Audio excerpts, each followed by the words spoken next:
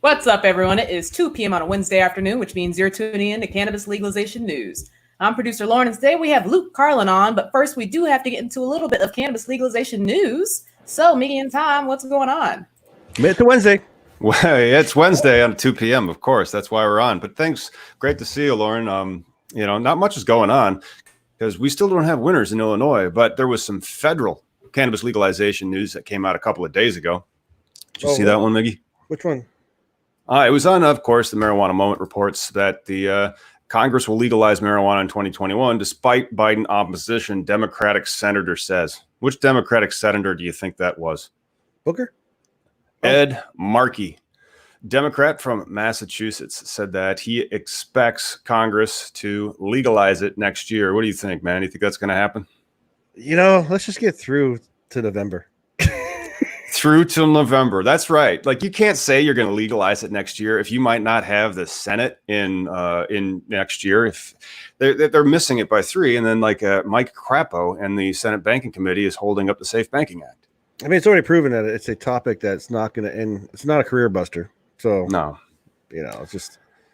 But and we got other news, right? With our we got plenty of news. We got plenty of news. You notice how my office kind of seems like it's on the fritz. Isn't that kind of strange? My office seems like it's on the fritz. It's a little fuzzy. A little fuzzy. And then that's something because I'm now on a green screen. And this is our new logo. So maybe you guys have seen these things on our site. So we're trying to brand everything together. And we have a new cannabis legalization news logo. And so that we've started to publish that here on our big page. Marijuana prohibition is unconstitutional. I tried to rename this Cannabis Legalization News, and they said no. But pretty good month last month, man. Yeah. You were blowing it up with those memes. 1.8 million almost people reached.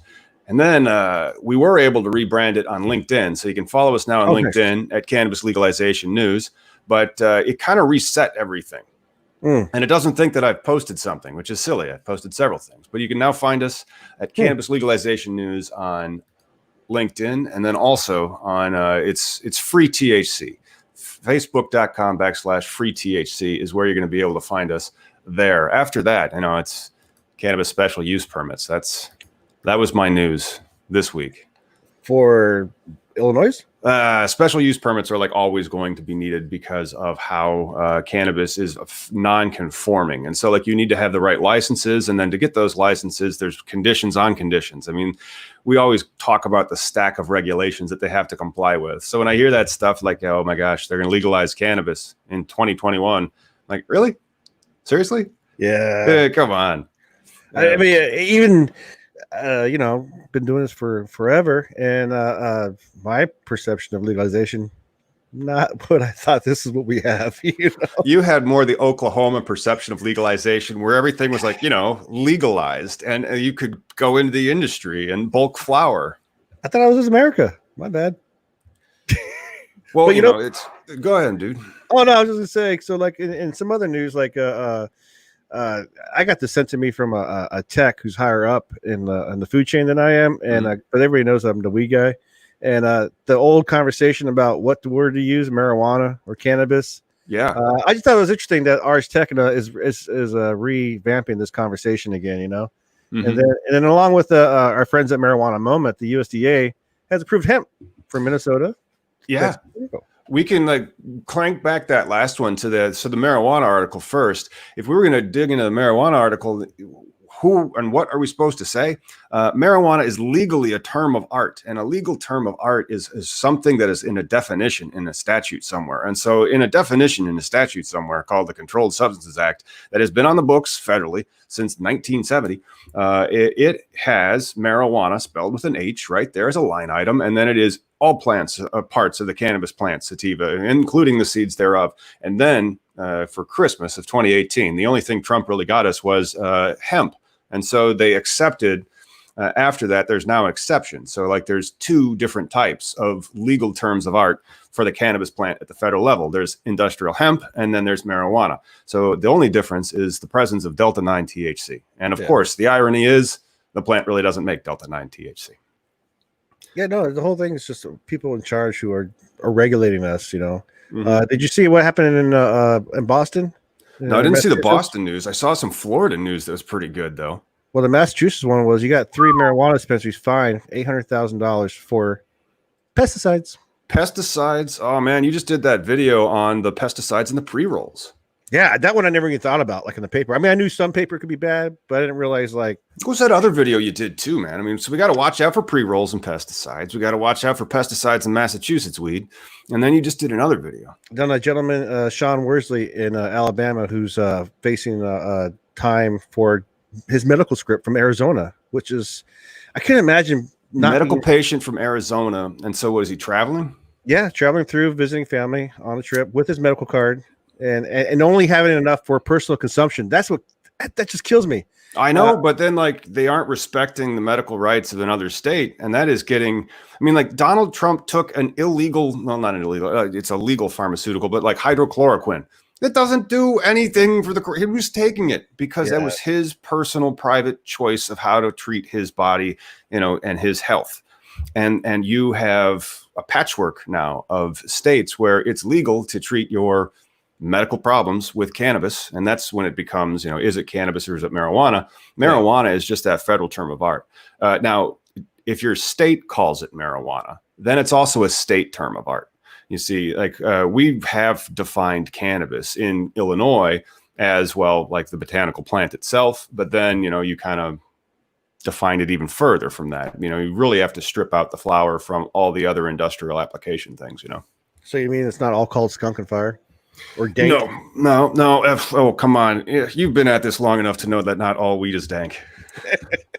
But unfortunately, that's true. But like in the past 10 years, the percentage ratio of dank to regs or Reggies or whatever has just gone way off the charts. Now, like I haven't not smoked dank and I don't know. Oh, I haven't smoked garbage weed on purpose in a long time. I mean, as far as like that was my only option. Of course, I did find a good grow here. And when we talked to our guest, he's a fellow Washingtonian, so we can talk about good flower out here. But I found some good low price eighths because you always talk about the price of the eighths. The price of the eighth, that's something that I'm trying to crash in this state, man. I wanted the $30 eighths that just, 20% THC, a $30 eighth at 20% THC. That is coming for Illinois in 2022. $25 that I found. $25 eighths. And it doesn't hurt me. Like, I try and buy some cheap shit. And as I was talking about, hi, Jeffrey Scott. Sorry. Yeah, we see the comments, but you guys go so fast sometimes. So we're just trying to. Yeah. It's hard. Are they reading the comments? No, we're trying to have a conversation. Well, no, but I mean, there's some good stuff. Like he's growing good weed in Cali, which I wish. I mean, if everybody had their option to grow their own, that's what all it comes down to is home grow, right? Like why we should have this option for genetics and for our own connoisseurness, our own Illinois' choice is crazy though. Like in ours, I mean, like we do have it for the medicals, 5 plants, and then for the recreationals, the adults, it's a $200 penalty. So it's not even necessarily a crime, but it's still illegal to do home grow. And isn't that the case in Washington State as well? Like you can't have just adult use home grow; it has to be medical home grow. Oh yeah. That's the thing. I mean, that was a pushback when we were trying to get the bills passed, and I believe they're still hanging out in the committee somewhere. But the big pushback is, why do we need to put these on the books? And it's like, because there's none on the books, therefore you are a criminal. just plain and simple. But how do we arrest them? Well, it's all complaint driven, right? And this was the point. If there's no complaints being driven now, what's the harm of allowing then 6 plants per person? I just came from a home grow 2 days ago, a beautiful home grow that I'll hope to be filming from next time. And this guy's got, I think, 16 plants, just him and his neighbors. They're all growing together. And it's all for personal consumption. Now, are they, because we have regulations on that too, where you have to make sure that it's not visible from the street. It has to be in an enclosed locked facility or area. It can include a greenhouse, but are you just able to grow in your backyard? Well, technically no, but yes, that's what they do. Oh, well, did you see what they're trying to do in Florida? Oh, yeah. Florida's Supreme Court asked for a rare second round of arguments on medical marijuana, which I think is fascinating. I didn't know they could take a second round of arguments on these issues, and I haven't been following this too closely, this is the case that if this changes, like Florida will kind of break open, because Florida right now is one of the totalitarian states that we are trying to avoid in the movement as it continues to grow into a different state. I don't want it to be like a Florida or like a Georgia, where it's just a couple of huge players that are vertically integrated. I like it to be more like an Oklahoma, or even Illinois, where you can license stack and you can get to those various licenses. But hopefully after this, Florida will break open and it'll be horizontal, and then there'll be more licenses, hopefully, that come online, and then they could have a lower cost entry. But that's important right there. Yeah, that's important. Yeah, but we should probably bring on our guest now. Oh man, we have the coolest guest. We get to talk about something that I have a lot of questions about. It's flash freezing cannabis to cure it. This is such an interesting, very avant-garde, I would say, in cannabis. It's like the cutting edge. Great crap. Luke. Hey, thanks for having me, guys. Thanks for coming on, man. So, Luke, tell us a little bit about yourself. Yeah, I am from Washington State. Obviously, as Miguel mentioned, shout out Washington State, by the way. Got a lot of pride. And yeah, so I manage a couple of different brands. I work in marketing, branding, education, and a variety of other things in the cannabis industry. Yeah. How does Go ahead, Miggy. Oh, I'd say he also has a podcast too. And but yeah, let's get back to the branding though, because the one thing you're working with is Spaceweed, which that's where I started my recreational cannabis career, and that's the brand that gave me my first shot, and it just so happened to be this revolutionary technology. So it was very interesting and an awesome first exposure to this legal industry. Nice. But I want to have questions about Spaceweed. I mean, describe what is Spaceweed or that product itself, because this is a concept I don't think I've ever seen it in Illinois. Or if you did, it would be a hobbyist, and that hasn't just come my way yet. Yeah, this is this is technology that I'm sure that you have encountered somewhat via certain products. So you ever smoke live resin oil, right? Yeah. So the material that is put into live resin is actually called fresh frozen. But usually it's just materials, right? Trim, shake. But what makes fresh frozen is the same overall process that is connected to Spaceweed, which is called sublimation. Sublimation, right, is a really, really, really interesting. It's going to be, in my opinion, going to have a major role to play in this industry, worldwide. But really, it has to do with Spaceweed, and then Spaceweed is the showcase brand for flash frozen cured, right? That technology. Flash frozen cured technology. Yep. And so, what sublimation though does is pretty much right as soon as you harvest it, right, you freeze it, right, and then once you freeze it, right, it's all about quickly getting past the liquid stage of H2O water, right? So when you're curing cannabis, you hang dry it, right? That's the traditional way to do that.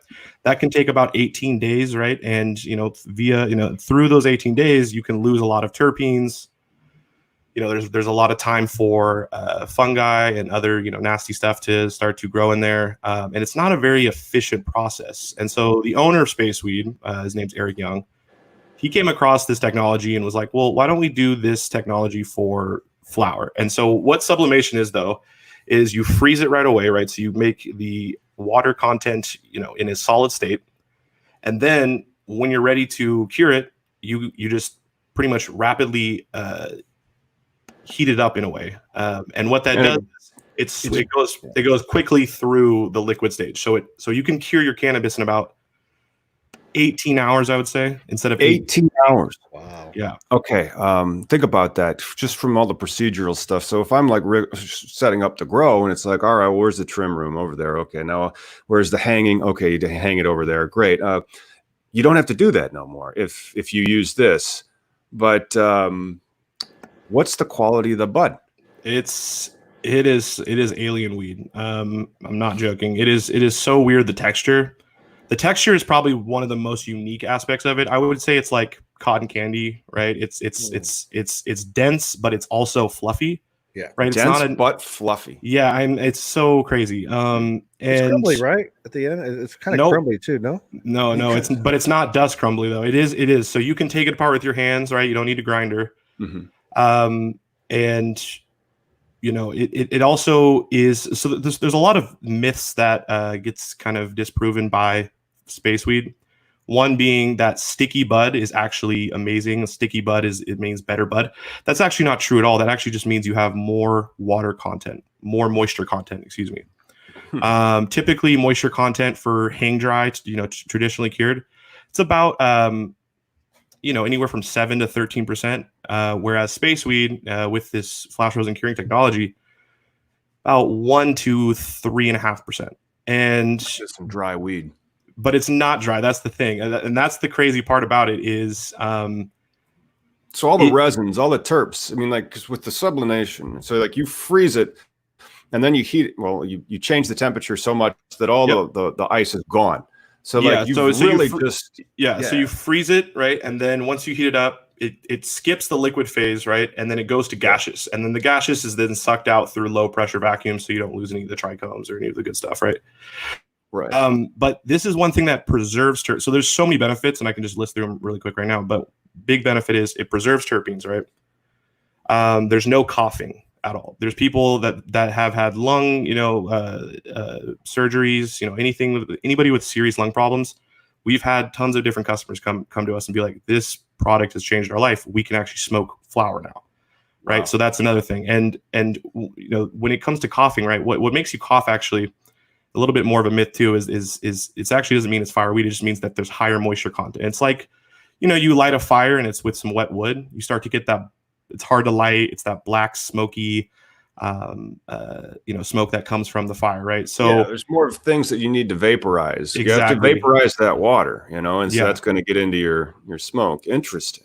Absolutely, and it's actually really not good for you to, water vapor is not the best in your lungs. So that's the second benefit. Third benefit, you get more bud for your buck, right? You're not paying for excess water weight. So you still buy it in an eighth. Yes, and these eighths look like quarters. I swear to God, if you guys saw a pound of Spaceweed, it looks like 2.5 pounds of regular weed. So the customer is getting more. Mention that it had like a cotton candy aspect feel to it. So like cotton candy I think is fluffy, but then if you squeeze it, then of course it just turns into sugar because that's all it really was. Yes, yes, So there is in the texture. I've tried to explain this to people via like an online forum like this, and you guys just got to see it. I'll send you guys some. Yeah. The process, is that proprietary to just Spaceweed? Because I've heard of nitrogen curing before. A couple of these events I've been to, where people gather and shit. So, because it's like extraction. You know how like Eden Labs owns the proprietary for certain extractions. How's that work with this? Yeah. So the owner, Eric Young, it's patent pending this technology. So what is not patented at all, and there's many different people that have gotten to this process, is the sublimation process, right? So, but how do you execute the sublimation process? That's where the proprietary technology comes in. So there's different companies out there that there's a couple that are doing similar. They're not the same business model, I would say, as Spaceweed, but they have similar. So there's one called CryoCure, for example. They sell machines that do similar processes. Now, with Spaceweed, what I can say for sure is that the machinery that was custom built has a lot more benefits than I think other ones you could buy on the market. Now, I wish I could go a little bit more into that, but that's not, I don't know actually enough really. I mean, I've seen the machine, all that, and you can go look up it online. There's similar things. But really what it is how do you execute the sublimation process? And there's a lot of different ways to get there.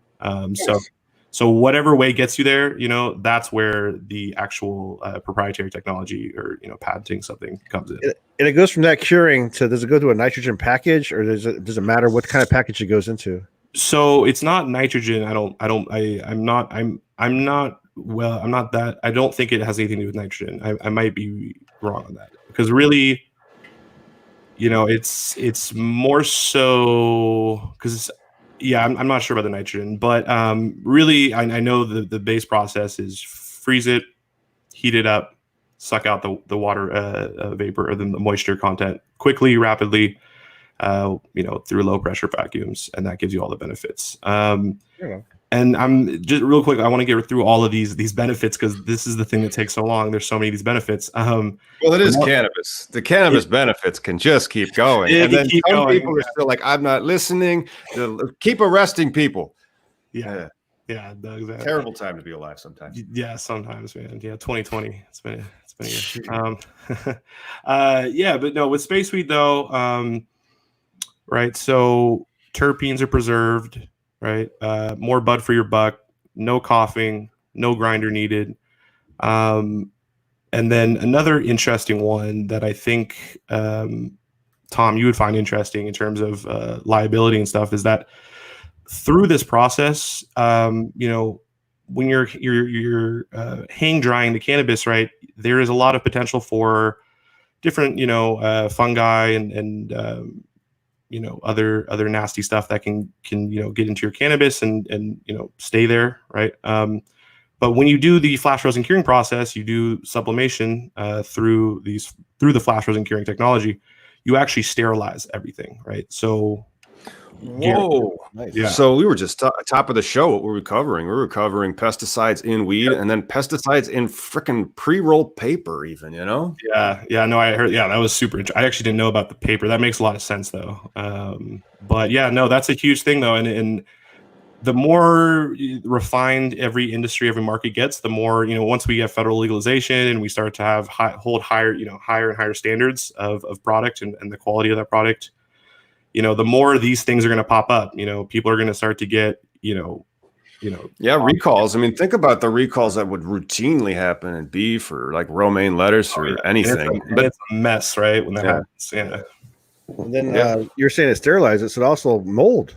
Yep, no mold. Yep, exactly, 100%. And that's one of those benefits that I don't talk about a ton with just customers or end consumers really. As much as it does matter, but it's something that we started to realize is really really important because when we look at other cannabis products, other people with their curing, that is a huge problem, and it's going to the more, like I said, the more refined and the better understanding the public has of the product, they're going to have higher standards, and they're not going to be. I don't want to smoke a bug in my. I don't want to have a bug in my flower, and So yeah, that's also another interesting aspect to that.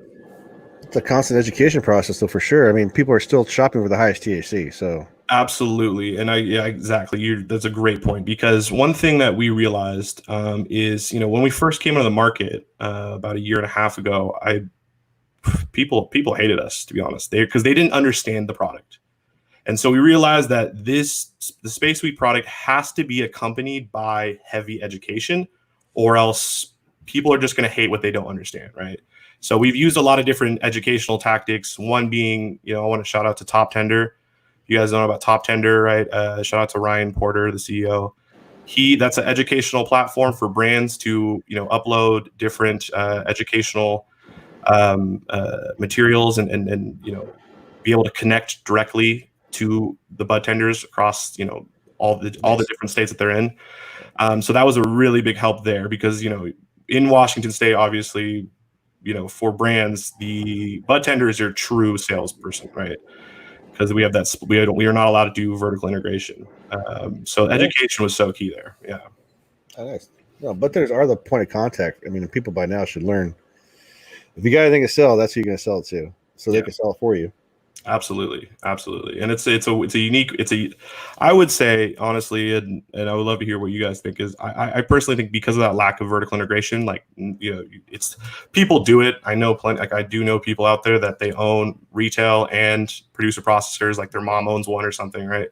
Right. But I would say because of that lack of vertical integration, it's forced us to make brands. That's why I think some of the strongest brands are in Washington State. But it's also, I think, made it the most competitive market in the world. Because of the separation, no vertical integration. Yeah. So that was the big story we're talking about in Florida, where they have those unified licenses, and if you should break them up. I mean, in Illinois, you can stack the licenses, so you could have a fully integrated thing, but then we have restrictions regarding how much you can stock. So how about stocking the product? Because like it sounds like Spaceweed isn't that old, and you have to educate the consumer. Has it been a challenge to get shelf space? Yes. Yeah, definitely. Once we have a lot of trial and error for, on this part of it in terms of sales. Once you find a key, 1, 2, maybe 3 bud tenders that get the product and you're connecting with them and they really understand how different this product is, then, everything gets a lot easier, and it kind of spreads from there. But education, it's key. Yeah. And then without, approaching a store, right, you need to make sure that you sit them through this 5, 10, 15 minute, conversation, or else it's going to be hopeless, yeah. Miggy, I can't hear you. Are you on mute? Son of a bitch. So I was saying, God damn it. I was going to say in Washington State, because you're talking about the markets in each state and nationwide, but we're still like individual little entities, individual little petri dishes, and one of our guests, former Kush, grew up there, talking about how, because he wasn't medical. He's just an investor who saw a smart aspect of something happening, and you're still competing with the old guard, pretty much, the medical brands, as well as the vertical integration, the breaking them up. It's kind of fucked up in my opinion, because I miss going to a store and then it's kind of like going to a butcher. You're like, oh, you raised that cow, you killed that cow. All right. Can you tell me more about the cow? All right. And then, oh, well, I didn't raise this one, but I got this cow from somebody else. You know what I mean? Like Right. there's it's more of a formality. Like I knew more. I trusted it better. But yeah, 100%. I mean, I kind of grew up throughout high school, kind of the very end of Washington State medical marijuana. And a lot of my friends that own stores and all that, and they grew right next to their storefront. I mean, a lot of them lost their businesses because, they couldn't make that transition, unfortunately. Yeah. And I think that's that's clearly something that people market to, is that field to table type aspect, where you want that relationship with the local farmer, the local producer. And so when you don't have the ability to own the shop where you can sell it, that makes it more difficult to have that kind of connection with your clients. So if you're a producer in Washington, how do you reach out without the bud tenders? Yeah, and that is the key thing that I think a lot of cannabis brands in Washington are starting to get better at. But some, so there's a couple that are doing well with that. But definitely, I think when you're talking about that, like that relationship, that close relationship with, it being grown by the same people that are selling it, that's kind of the Oregon market right now. I have a lot of friends in Washington State that love going down to Oregon and going through that buying experience. Yeah. But to go back to your question about the, how do you reach the end consumer? A lot of different ways. I think a lot of cannabis brands hesitate to do that because they're so set and focused on getting in the stores. When in the long term, you definitely, this system of non-vertical integration, it's not going to last forever. I mean, these retail stores are trying to keep it like that forever, but it won't be the case. But so I think a lot of these brands necessarily, they're looking at the short term, but really, if you want to be a multinational, a multi-state operator or brand, you need to be looking at end consumer, building brand equity, building that customer loyalty. Customer loyalty is probably the biggest keyword that I realized, right, is customer loyalty. Well, really, customer loyalty is part of brand equity.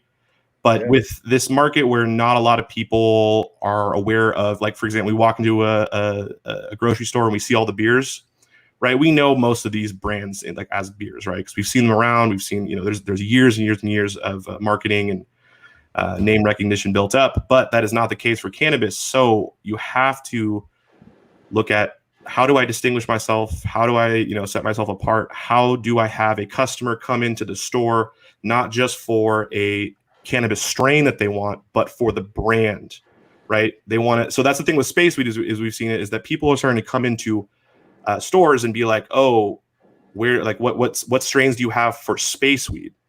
Nice. Right. And so that's a big key differentiating thing. Yeah. Well, that's something that I just keep wanting. I mean, I'm like, man, I wonder what it's like, because you have a novelty feature in the sense that if Spaceweed is cured in a way that no other cannabis that I think is on the shelf in Illinois, I haven't heard of it. Maybe, if they're stocking a sublimation, how do I pronounce it? Sublimation, yes. All right, if they're stocking a sublimation weed in your local dispensary, leave it in the comments. Let us know where you're at, and give us a thumbs up while you're there.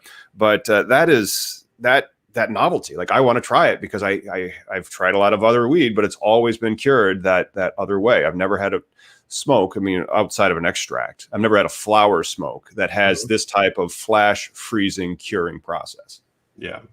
Yeah, no, it's a really unique process. I honestly, I don't think that there are people out there that have tried to do it. The problem with that process is you need to find the right recipe, right? You need to find what temperature do we heat it up at how much time with, there's all these different variables. And so, Eric Young, the CEO of Spaceweed, he really took a lot of trial and error, and if you mess this process up, it will destroy your weed. So there's definitely been some weed lost in that process as well. Can you still throw it in the extractor? Yeah, I think so. Okay. Well, there you go. At least you got to recycle it somehow, right? Yes, I believe so. Yeah. It's a novelty branding you got going on there with Spaceweed, though, because here in Washington, how it's so hard to just stand out amongst all the other weeds. Yeah. The only other way, and COVID killed everything that we used to, we knew about. Like, we'd have events, and the workaround here is the farm has to go to the store, buy their weed, and then bring it to the event with the receipts so they can share their fucking product. And that's the only way that we can sample someone else's product. It used to be you go to an event and they'd be just throwing joints at you. The old days were. I can't believe we've gotten so lame with cannabis legalization these days, but we're making headway. So many rules. Yeah, no, it's good. It's good though. It's good. I think for the long term, it's necessary. Yeah, there's definitely some stupid rules that are ridiculous, but over time, time cures anything, especially stupidity. And weed. So how are we going to get Spaceweed in other states then? Are you guys going to get licensing agreements? Yeah. So I don't work as closely anymore with Spaceweed. I just help consult. I've been moving on to other things, kind of trying to, but they're doing really well. They're really trying to right now. What's really cool about Spaceweed is they are actually starting to, because it's just the curing technology technically, right? That makes Spaceweed. They've actually been partnering with different brands and doing cross collaboration. So one example is, you mentioned Kush Kush, Miguel, up in Bellingham. I shout out to Kush Kush. Shout out to the Bellingham. There's a lot of great cannabis growers. Culture. Oh my goodness. Yeah, absolutely. But Mount Baker Gardens, we did a collaboration with their indoor, right? So usually we started out with this process doing light dep, curing that light dep, which is great. I love light dep. But the beauty about Spaceweed in the future is you're going to be able to keep the core identity of the brand and all of the benefits, but offer the wide range of different grow styles under the brand. So there's a lot of potential marketability there, and giving the customer, every potential type of cannabis grow style under all of the benefits you get from flash rosin cured Spaceweed.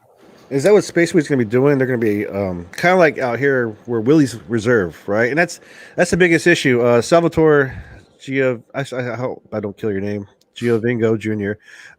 He says, know your grower. And it's always been, and that's why I was saying I like to go to the store and talk to these people and know what they grew and stuff.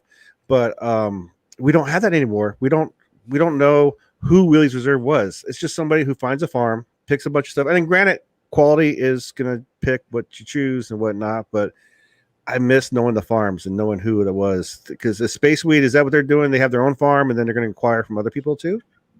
So they're going to be, so they have their own their own growing team. And then they are going to be so with Mount Baker Gardens, right?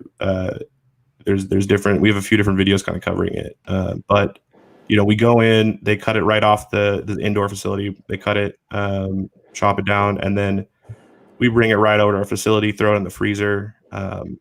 Also, such a different process than everybody's like, wait, no, that's not what you do. The SOPs say do this, and so it's like, no, you chop it, you take it to the freezer. What? And then something I didn't mention too about it is shelf life so there's benefits on so many different levels. So there's benefits on the consumer level, there's benefits on the retailer level, and there's benefits on the producer processor level. So with the with the retail level, longer shelf life, because what deteriorates your cannabis? It's air and water, right? That's with anything, with any organic matter. Maybe light, but now everything's usually pretty light exactly too, 100% there. But also for a producer processor, space is a big thing. Being able to, on a dime, take out your frozen weed that's been, preserved, and then, on a dime, being able to cure it, whenever you want to. That is amazing in terms of time management, being able to do, because there's a lot of problems sometimes where growers have too much product they don't know what to do with. It goes bad, so forth and so forth. Also, too, the one thing that kind of went through my mind that kind of really opened my eyes about Spaceweed is what cannabis brand, what cannabis product can say that, let's say, yes, so the day before you smoke Spaceweed, it was just harvested. So literally you're smoking weed that was harvested off the out of the ground in 20 hours before, right? So you can get on demand fresh cannabis, and no one really can say that, right? Because yeah. Nice.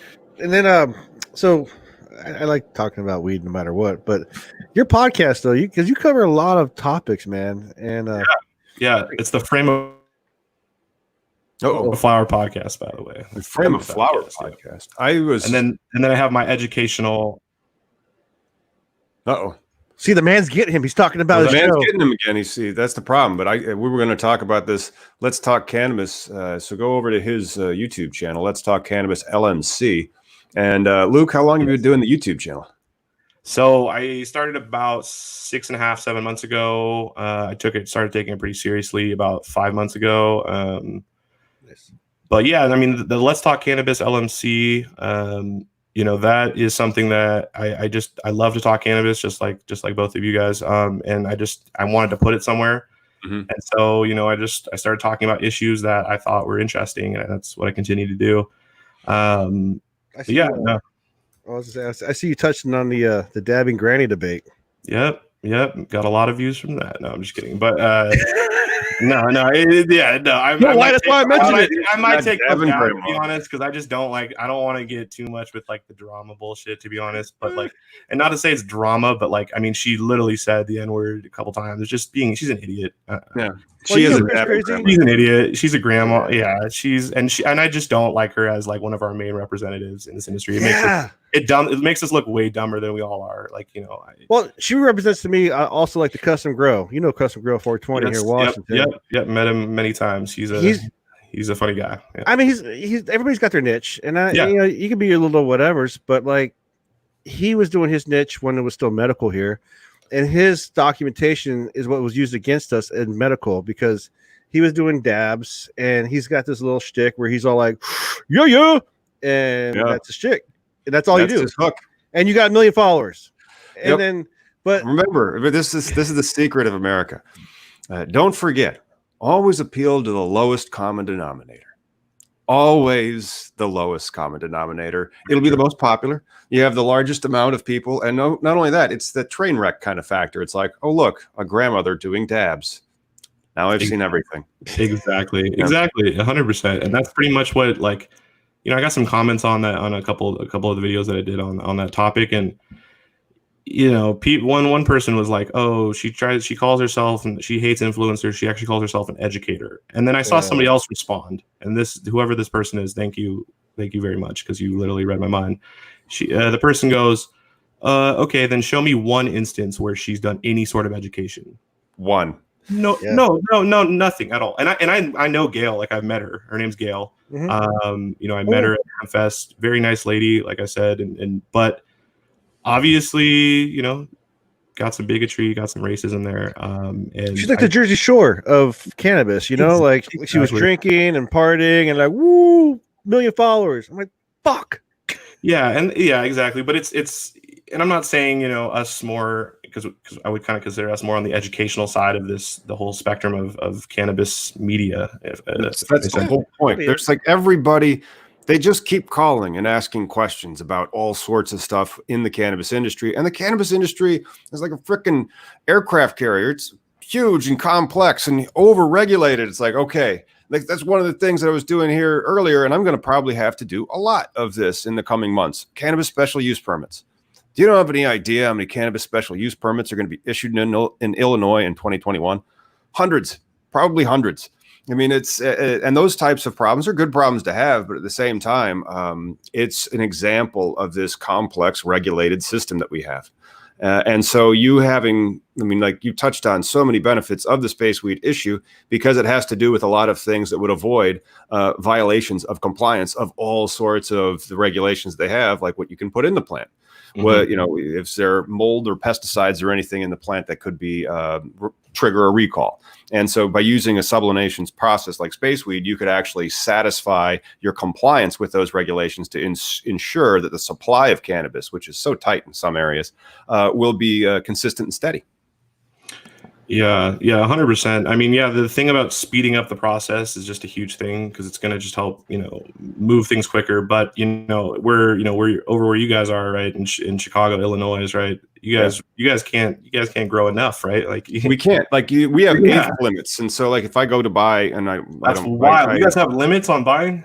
Yeah, I haven't gone into a dispensary in a while, but we have supply shortages. And so like flower is sold as fast as it is delivered. And so they say, limit 1/8 per customer, but I haven't been to a dispensary in so long because we're allowed to grow our own now. And that's great. And so like I can have my supply, and then I can also make sure that the supply that's going to the people that are actually buying it, that's available as well. And so it's another benefit of having home grow, at least for the medical people, but we have limits too, for everybody. We have limits too, but it's an ounce. Yeah, it's an ounce. Yeah. But you guys have enough supply where you could be like, give me a quarter of that, give me a quarter of that, give me a quarter of that, as opposed to like, I guess I could have bought 8/8, but then I'd have to be like walking out of there with whatever 8 times 60 or 8 times 50 is a $400 ounce. I don't really want to go buy a $400 ounce. No, that's wild. That's crazy. Yeah, absolutely. The revenue has just been going up and up and up. And that was one of the big news things out of Illinois this week, was they reported the tax numbers for the first half of the year, and it was like $50 million in taxes raised. 52 million, yeah. $52 million. Yeah, but that's good, because Illinois needed that money. I mean, Illinois was broke, and again, $52 million off of Illinois budget is not that much, but it's something. Don't forget, you guys are also doing the Restore, Reinvest, and Renew program, and then some of that can go to that. Yeah, those applications are due Monday on the 20th, and so hopefully, somebody reached out. So what was it called? Rap Sheets to Resumes, and so hopefully I can help him get his 20-page narrative done. And I'm waiting on a draft from him. I'll touch base again tomorrow, because the weekend, and then a 20-page narrative after doing the cannabis applications, which would have page limits in like the 50 to 60 range. A 20-page narrative, I'm like, meh. Well, being a lawyer, spend the weekend, Yeah. Hey, Luke, what do you think? Go ahead, Lauren. Oh, well, I'm just going to ask where we can find, follow, and watch Luke. Yeah, so Let's Talk Cannabis. You type that in on YouTube, I'll pop up #1, but it's really Let's Talk Cannabis LMC. Those are my initials. And then the Frame of Flower podcast, you can listen to the audio version, right? Perfect. Just pulled it up. So yeah, this one's interesting. That one is going to get more, it's just one-on-one conversation, anywhere from 45 to an hour and a half. Would love to have all of you guys on individually. And then, we have also wanted to bring up too, I'm part of a company that is producing a couple different shows, one being called the Dab Roast. Scott. Yeah. Scott. Oh yeah. We're going to have him on here eventually. I got the emails. Scott's actually with me. He's over at the field right now. Fuck. Tell him I said hi. That's so funny. I did 2 grams because he did an intro thing, and I sucked in the first one because my thing that wasn't whatever, the swirl thing for the dabs. It was too big or something. And so I sucked as much as I could out of that one. They're like, oh, give him a second chance. Like, 2 dabs, 2 grams. Dude, he's a motherfucker. A gram dab is just insane. A gram dab, like, I've done one. The last time was the first time that I did dabs. And it was at Hempfest at the Highest Times stage, backstage, and it was great. Was that last year? Last year. I don't think they're going to be done this year. We ran into each other then. I was. Oh, cool! Yeah, nice to have met you. Didn't recall. Yeah, no, we didn't actually meet in person, but yeah, I was there. Of course. Yeah. But for sure, we'll check out the Dab Roast and your other social medias and your podcasts and everything. We'll throw those in the description, all those links. Awesome. But also, thanks for coming on and thanks for tuning in, everyone. We will see you on Sunday. Make sure you like and subscribe to keep up with all cannabis legalization news. See you later.